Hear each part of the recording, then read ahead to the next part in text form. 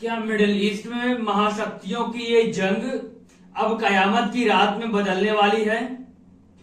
क्या ईरान ने अमेरिका को मिटाने के लिए अपने परमाणु और हाइपरसोनिक बारूद का आखिरी ताला खोल दिया है? जी हां दोस्तों, इस वक्त की सबसे बड़ी, सबसे सनसनीखेज और पूरी दुनिया के होश उड़ा देने वाली खबर।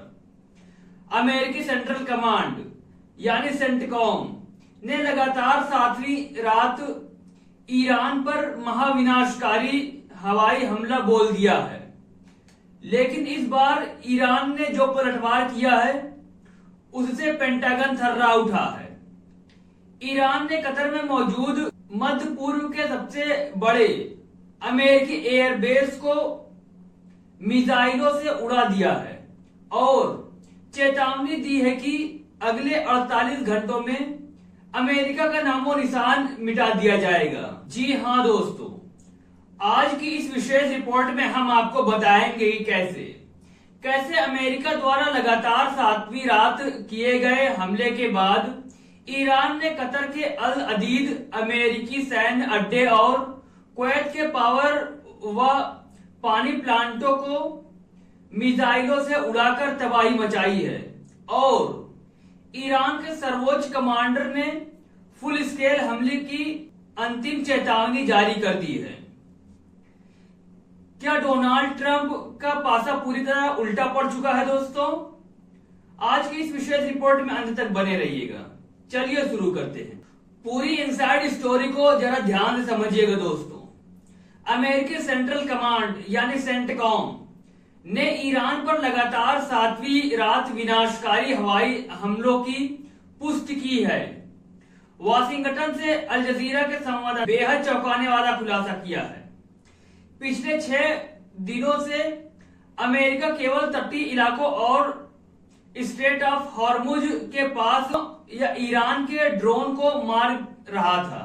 लेकिन दोस्तों, इस 7वीं रात के हमले में अमेरिकी सेना ने अपनी रणनीति बदल दी है। अब अमेरिकी तटीय इलाकों को छोड़कर ईरान के इंटीरियर यानी देश के अंदर सैन्य ठिकानों पर मिसाइलें दाग रहे हैं। इस हमले में ईरान के दक्षिण में स्थित स्ट्रेटेजिक शहर सीरिक, जास्क और सबसे बड़े द्वीप केसम द्वीप पर भारी बमबारी की गई है। अमेरिका अब ईरान की घेराबंदी कर उसे पूरी तरह घुटनों पर लाना चाहता है। लेकिन दोस्तों, इस हमले के बाद ईरान ने जो विनाशकारी पलटवार किया है उसने अमेरिकी सेना के पैर उखाड़ दिए हैं। ईरान ने कतर में स्थित मध्य पूर्व के सबसे बड़े अमेरिकी मिलिट्री बेस अल अदीद एयरबेस पर सीधे बैलिस्टिक मिसाइलें दाग दी है। ईरान का दावा है कि उन्होंने इस बेस पर अमेरिकी रडार सिस्टम को निस्तानाबूद कर दिया है और वहां खड़े कई अमेरिकी लड़ाकू विमानों को राख बना दिया है।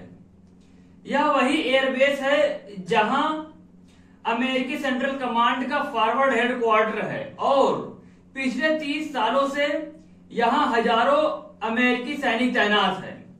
कतर के आसमान में शुक्रवार इतने भीषण धमाके हुए कि अमेरिकी एयर डिफेंस के मिसाइल इंटरसेप्टर का मलबा गिरने से कतर का एक मासूम बच्चा भी घायल हो गया।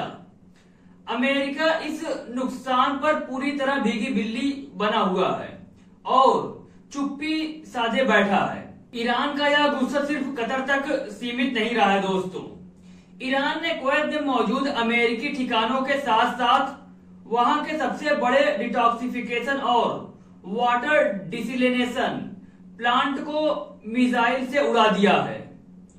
50 डिग्री की भीषण गर्मी में कुवैत की आधी जनता पानी और बिजली के लिए मोहताज हो गई है।